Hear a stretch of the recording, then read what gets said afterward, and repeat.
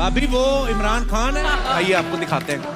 दुनिया की तारीख में बड़े बड़े अमीर लोग आए। कोई आज दुनिया एक अमीर आदमी को याद रखती है, कोई आपको याद है अमीर आदमी आज है, जैसे वो मरता उसके बच्चे ही उसको भूल जाते हैं, बाकी दुनिया तो छोड़े। दुनिया उस इंसान को याद रखती है जो इंसानों के लिए कुछ करके जाता है। इसलिए 100 ग्रेटेस्ट मैन की जो एक किताब है उसमें नंबर 1 हमारे नबी सल्लल्लाहु अलैहि वसल्लम। और हमें कुरान में कहा गया कि उनकी जिंदगी से सीखो। तो उनकी जिंदगी क्या थी? अगर आपने बड़ा इंसान बनना है तो उनकी जिंदगी को बार बार पढ़ो, समझो वो क्या है, क्या चीज थी उनमें, क्या क्वालिटीज थी कि उन्होंने दुनिया की तारीख ही बदल के रख दी। अल्लाह ने उनको अपना हबीब का, उन्होंने कहा उनकी जिंदगी से सीखो। हम जब बड़े थे हमारे और रोल मॉडल्स थे, मेरे क्रिकेट के रोल मॉडल्स थे, और रास्ते में रोल मॉडल्स बनते आए, पॉप स्टार्स थे वगैरह वगैरह। अभी भी लोग जो बिजनेस में होते हैं वो बिल गेट्स को रोल मॉडल बना लेते हैं, या और स्टीव जॉब्स वगैरह वगैरह। लेकिन ये याद रखें कि ये कोई भी उनके पैर की मिट्टी के भी बराबर नहीं पहुंच सकता है। अब ये याद रखें कि उनकी जो जिंदगी है वो दुनिया, वो तारीख का हिस्सा है, हिस्ट्री का हिस्सा है। हमें पता है वो कब पैदा हुए, कब उन्हें हिजरत की,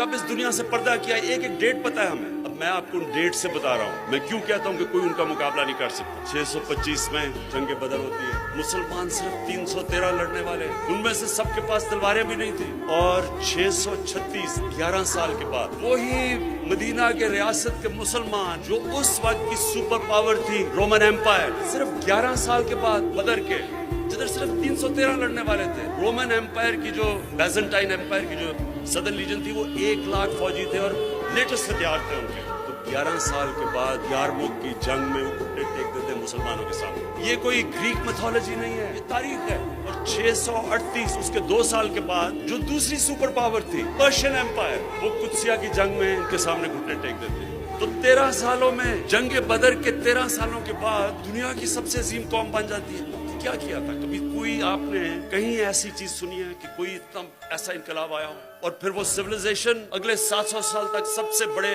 साइंटिस्ट मुसलमान थे, और वो दुनिया की सबसे बड़ी तहजीब थी। मुसलमानों का कैरेक्टर उन्होंने ऐसा बनाया। इंडोनेशिया और मलेशिया में मुसलमान ताजरों को देख के लोग मुसलमान हो गए। ईमानदारी थी उनकी, सच्चाई थी। तो मैं ये जो आपको कह रहा हूँ ये आपने समझना है नौजवानों, बिकॉज फ्यूचर तो आपका है। तो आपने एक चीज समझनी है, नंबर 1 सबसे इंपॉर्टेंट चीज ये है कि हमारे नबी सल्लल्लाहु अलैहि वसल्लम ने इंसानों को बदला। और कुरान की आयत है कि मैं कभी किसी कौम की हालत नहीं बदलता जब तक वो कौम खुद अपनी हालत बदलने की कोशिश ना करे। यानी कि अगर हमने नया पाकिस्तान बनाना है तो हुकूमत एक तरफ कोशिश करेगी और कौम दूसरी तरफ कोशिश करेगी, मिलके नया पाकिस्तान बनेगा। हमने उनकी जिंदगी से क्या सीखा? मदीना की रियासत, पहले दिन मदीना की रियासत नहीं बन गई, पहले दिन से जद्दोजहद शुरू हुई, आहिस्ता आहिस्ता चेंज लेके आए। पहले दिन वो चेंज नहीं था। जो तब्दीली होती है आहिस्ता आहिस्ता आती है, इंसान बदलते हैं, माइंडसेट बदलता है। वो भी लोग, मदीना के लोग, वो भी उन्होंने अपना कैरेक्टर बदला। अजीम कौम बनता है कोई आके एक